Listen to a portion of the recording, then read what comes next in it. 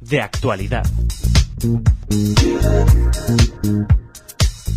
Hola oyentes de Radio Sefarad, es un gusto tener nuevamente aquí en los micrófonos de Radio Sefarad a Marcelo Kisilevsky, periodista, nacido en Argentina, residente en Israel, con el cual muchas veces nos hemos conectado a lo largo de estos años. ¿Qué tal, Marcelo? ¿Qué tal, Jorge? ¿Cómo estás vos? Un saludo a toda la audiencia de Radio Sefarad.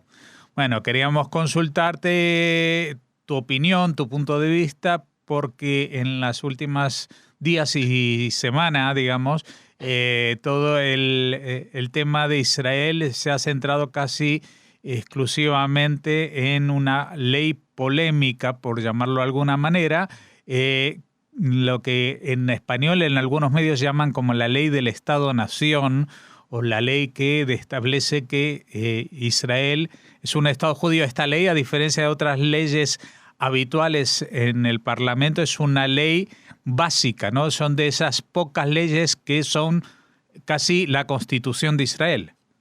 Claro, lo que hay que explicar primero es eso, o sea, ¿qué quiere decir este tema de las leyes básicas o leyes fundamentales? En hebreo, Chok Yesod. Ley básica que hace a los cimientos de un Estado. En los principios del Estado, vos sabés que en la Declaración de Independencia figura que se va a formar una asamblea legislativa, que va a ser la misma que la Knesset, que va a funcionar como asamblea constituyente y que va a dictar la Constitución. En ese momento, alrededor de la Declaración de Independencia, el problema surge con los partidos religiosos, que dicen no puede haber constitución porque en todo caso las fuentes judaicas, la Torá, el Talmud, serían lo que nosotros pensaríamos como constitución. Y entonces, como siempre ocurre en la cultura política israelí, se decide no decidir, patear la pelota para adelante, y lo que sí se va a hacer es dictar leyes constitucionales, que las van a llamar leyes fundamentales o básicas, que en algún futuro van a ser editadas en formato libro y se va a llamar la Constitución de Israel. ¿Cuándo va a ser ese futuro? Algún día, ¿no? Uh-huh. Entonces, es como una especie de conciliación, una especie de compromiso con los partidos religiosos, de que sí va a haber constitución, se va a ir formando con el tiempo, y ya hay 14 de esas leyes, la ley del presidente, la ley en Jerusalén, que la define como capital del Estado, etcétera, etcétera, y una ley muy importante, por ejemplo, de 1992, que es la ley de la dignidad del hombre y su libertad, donde en uno de los apartados dice, esta ley viene a blindar el carácter del Estado de Israel como Estado judío y democrático. Uh-huh. Y ahí enumera todos los derechos inalienables que tiene todo ciudadano del Estado de Israel, igualdad ante la ley, la palabra igualdad figura con mucha claridad en esa ley y todo. Con lo cual, Jorge, lo que tenemos que hacer es ver la ley fundamental, Israel como Estado-Nación del pueblo judío, que es tan polémica y que se acaba de dictar y que ha provocado tanto malestar en la sociedad israelí y también en el mundo, hay que ver todas esas leyes como un texto único, que será la futura constitución del Estado de Israel. ¿Por qué hay que verlo como un texto único? Porque una ley fundamental no puede contradecir a otra. Es decir, que si se vota la ley básica de Israel como Estado-Nación del pueblo judío, eso no contradice y no puede contradecir a la ley básica, la dignidad del hombre o del ser humano y su libertad, que habla del Estado de Israel como Estado judío y también democrático y también igualitario. Perdóname una pregunta en este punto. Entonces, ¿alguien en el Congreso, en el Parlamento o a título personal puede presentar una reclamación de que alguna letra de esta nueva ley contradice la anterior? ¿O ya se ha revisado eso? No. Ajá. Yo creo que no, porque en realidad la ley no, es decir, se puede presentar un amparo en la Corte Suprema de Justicia y ya se ha presentado incluso. No sé si van a ganar, porque la ley en ningún momento dice que el Estado niega la igualdad de derechos a sus ciudadanos. En ningún momento lo dice. Lo que sí dice es que el derecho de autodeterminación a nivel nacional del Estado es solamente del pueblo judío. Es decir, por un lado hay lo que se establece como una especie de diferenciación entre que es la línea entre nosotros de Zev Jabotinsky, ¿no? Y el Likud, el partido que se basa en su mentoría intelectual, es el partido de gobierno. Y entonces van de acuerdo con esa línea. ¿Qué dice esa línea? Que hay, por un lado, derechos nacionales, y el derecho de autodeterminación nacional lo tiene el pueblo judío, pero para los ciudadanos a nivel individual, igualdad completa ante la ley como ciudadanos plenos del Estado de Israel, votar y ser votados, derecho al trabajo, derecho al movimiento, derecho a la libertad de expresión, etcétera, etcétera, etcétera. Y a la libertad de culto, que quede claro. O sea, que no... Exacto, por supuesto. Que se blinda con ello también, o sea, ya estaba blindado, pero que los árabes que viven en Israel y son ciudadanos no pierden por ello ningún derecho, excepto el derecho de autodeterminación, que tampoco es un derecho que exista a nivel internacional establecido. Para todos los grupos étnicos. Exactamente, claro, ¿no? Sí. Aquí en España lo conocemos muy bien este tema, porque incluso con las diferencias de situaciones, pues la Constitución española establece que España es un país que responde al pueblo español, o sea, esa es la definición. Siempre hay algún grupo que está definido como el que tiene el derecho de la autodeterminación, ¿no? De una manera o de otra. Tal cual. Y lo que explicaron después los mentores de la ley es que la idea es evitar en el futuro, es decir, hacer como una especie de blindaje de que en el futuro no se pueda redefinir el Estado de Israel como binacional, es decir, de dos grupos étnicos, lo cual es justo incluso desde el nivel político. Te voy a decir por qué, en mi opinión. Porque la idea a la que se va o la que se discute respecto de la solución en el conflicto con los palestinos es la solución de dos estados. Y los dos estados van a ser étnicos. El estado del pueblo palestino por un lado y el estado del pueblo judío por el otro.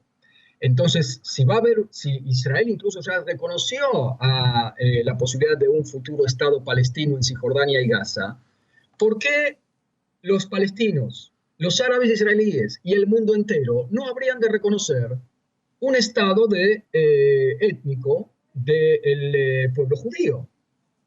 A mí me parece lo más justo. Ahora, ¿cuál es el problema, Jorge? Porque dicho una cosa hay que decir también la otra. ¿Cuál es el problema? ¿Qué es lo que ha suscitado tanta controversia? Muchos han llegado a decir, como Daniel Barenboim, me da vergüenza ser israelí, lo cual es una exageración, pero también el presidente Ruvi Rivlin se ha mostrado en contra. Y encontramos ahora declaraciones publicadas en medios serios como Ma'arif, por ejemplo, donde Rubén Rivlin se encontró con drusos en la aldea beduina Ksaife, en el norte del país, y dijo, si yo tengo que firmar esta ley, la voy a firmar en árabe. El problema, Jorge, tiene que ver no con lo que está escrito, sino con lo que falta en la ley. A pesar de lo que yo dije, de que no contradice el carácter democrático, porque está en otras leyes de ese futuro librito llamado Constitución, que es un texto único, habría que haberlo dicho igual, porque está por un lado el tema técnico, ok, no contradice la otra ley, bla, bla, bla, pero por el otro lado está el tema político, el tema de la sensibilidad, el tema del delicado tejido social que se trata de tejer aquí en la sociedad israelí.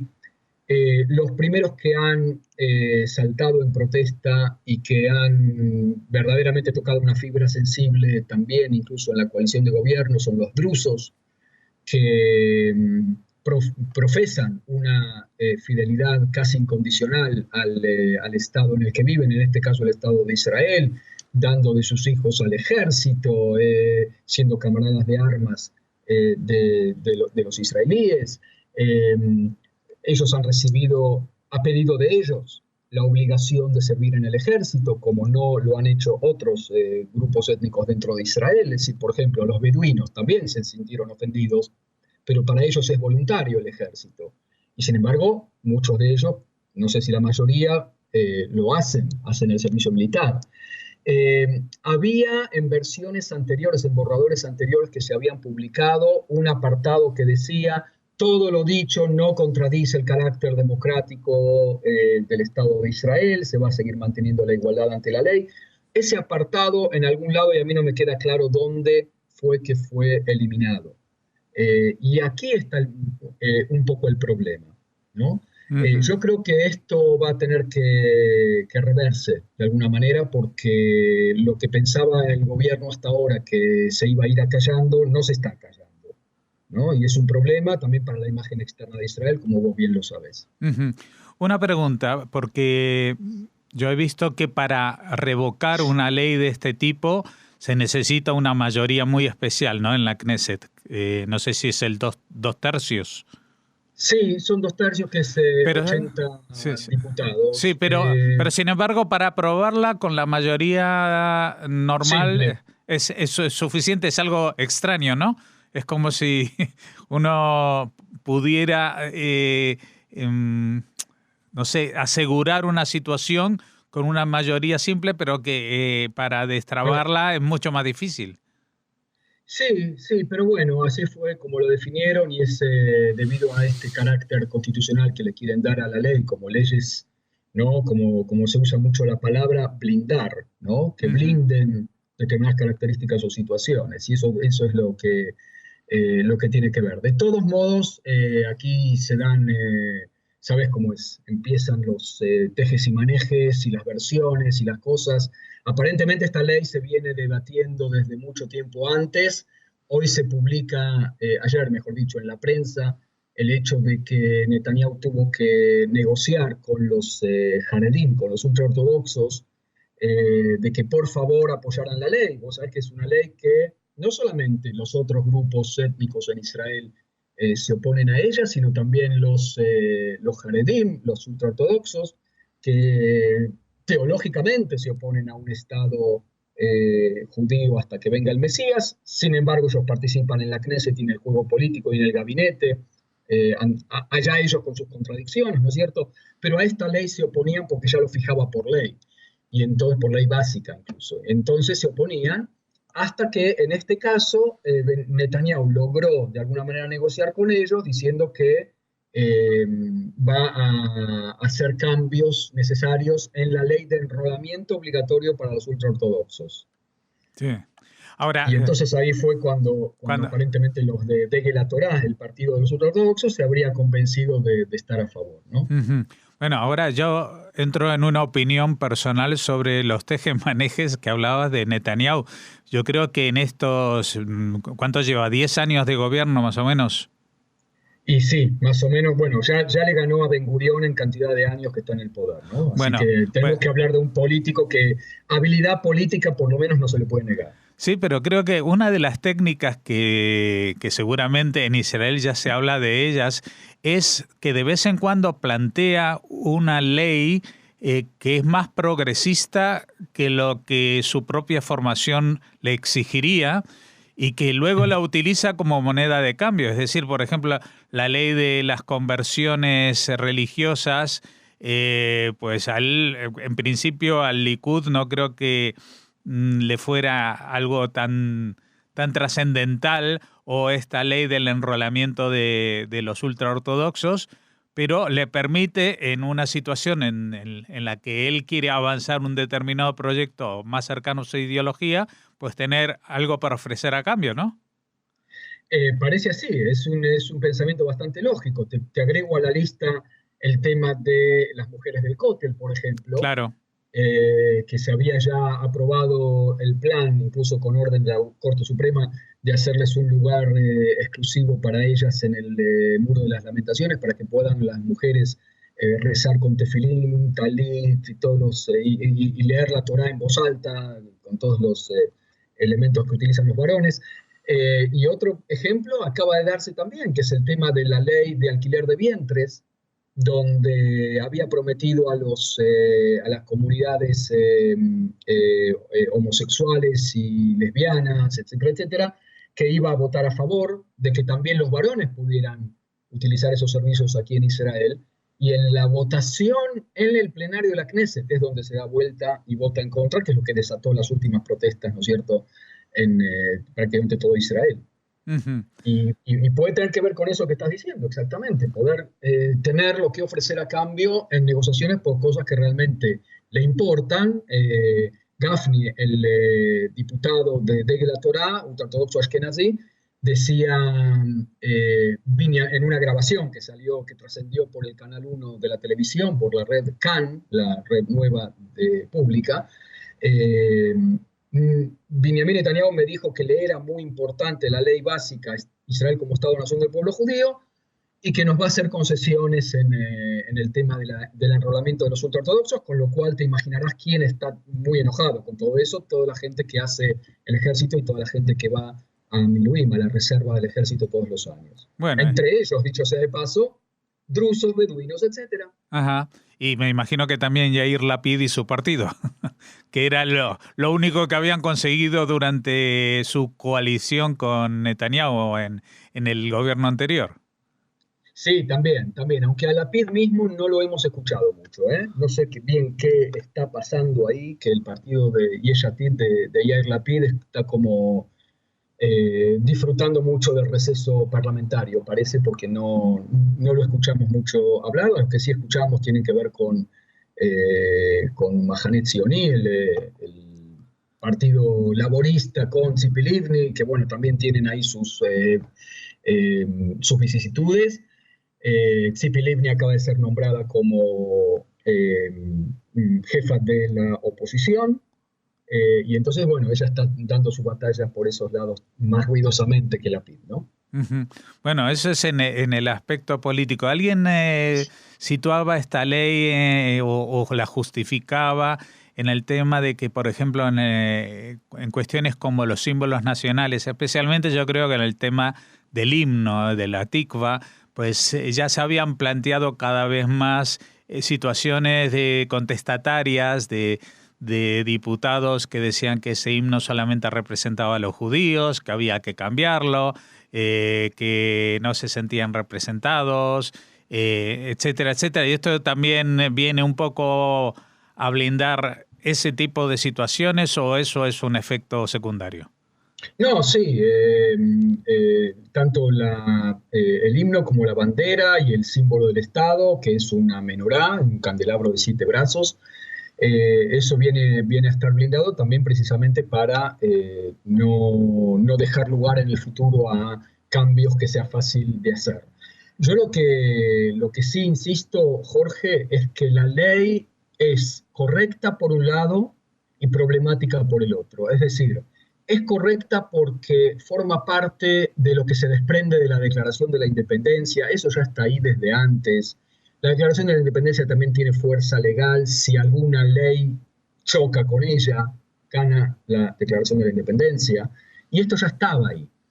El problema tiene que ver con el contexto de un gobierno que yo diría que es casi atropelladoramente nacionalista, ¿no? Es decir, yo siempre digo, si Ben-Gurión hubiera dictado esta ley del carácter judío del Estado de Israel en los años 50, a nadie se le hubiera movido un pelo. Porque la ley está bien, salvo, a mí me gustaría que le agregaran, dos cosas, que le agregaran el apartado donde vuelve a recordar el carácter democrático e igualitario del Estado de Israel, a pesar de todo lo dicho, con respecto a los derechos autónomos nacionales del pueblo judío. Y lo otro que no me gusta, como a mucha gente, es el tema de rebajar el estatus del idioma árabe, de idioma oficial junto con el hebreo, a un idioma con estatus especial. Eso me parece que es súper ofensivo y totalmente innecesario, ¿sí? Pero por otro lado, o sea, fuera de esos cambios que tendría que haber, donde lo problemático es lo que no se dice, Israel Estado democrático, y el tema del idioma árabe, y quizás me estoy olvidando de algún punto más, la ley no es que viene a renovar algo, y sin embargo es problemático por el momento en que se hace y en el contexto de un gobierno que semana tras semana nos baja por paracaídas cosas, ¿no? Leyes nacionalistas, leyes que no reflejan el respeto por los otros sectores en el pueblo, que hieren la posibilidad de hacer un pueblo israelí unificado. Vos sabés que cada año hay más ultraortodoxos que se enrolan al ejército y que trabajan. Cada año hay más árabes que se enrolan en el ejército, tanto musulmanes como cristianos. Hay quienes dicen que son los cristianos también, pero también musulmanes se están enrolando cada vez más en el ejército, y no solamente beduinos. Es decir, y estas cosas hieren, estas cosas dividen, estas cosas no hacen al progreso de una sociedad en una era por lo que está pasando el mundo, o por lo menos buena parte del mundo occidental, de intentar ir por vías inclusivas. Todo este tema de la inclusión es como que el gobierno está diciendo en la cara a toda la sociedad israelí y al mundo: eso no va con nosotros. Y por fin está gobernando, dicen, un gobierno conservador o de derecha, que bueno, que fue votado por mayoría y los demás se la tienen que aguantar. Eso me parece que es intolerable, y yo creo, Jorge, con esta ley el gobierno ha pasado una línea roja. A pesar de que la democracia que algunos matan goza de buena salud, esto es una línea roja que se va a tener que rever. Uh-huh.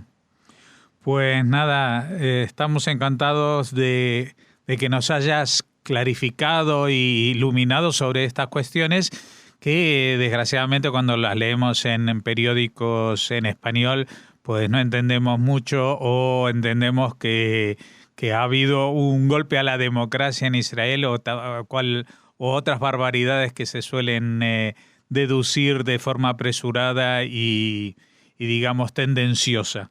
Así que sí, la conclusión sería Israel sigue siendo un Estado judío y democrático, pero cuidado. Bueno. O sea, es duro eso, pero... Bueno, entendemos también de que los que más tienen que cuidarse de esa situación son los propios israelíes. Esta no es una ley que va a amenazar a gente fuera del Estado, aunque sí que a pesar de que declara su carácter judío, pues también puede llegar a traer consecuencias un poco excluyentes respecto a otras sensibilidades dentro de la religión judía, ¿no? Eso es algo que ya se ve venir en los últimos procedimientos que mencionamos de Netanyahu para obtener el apoyo de sectores muy conservadores dentro de la ortodoxia. Sí, es un tema para otra charla, pero que tiene que ver con la pregunta de si vamos a seguir siendo por siempre un pueblo unido o vamos a un estado de cosas donde seamos dos pueblos judíos separados, ¿no? Eso también es muy grave para decir. Exacto. Esperemos que la solución al problema de Medio Oriente sea dos estados para dos pueblos y no 4 estados para 4 pueblos o algo así, ¿no? Claro, o más. O más. Bueno, pues muchas gracias, Marcelo, y hasta una próxima comunicación. Te agradecemos que nos hayas dedicado este tiempo. No, al contrario, muchas gracias a ti, un abrazo grande, y para todos los oyentes también.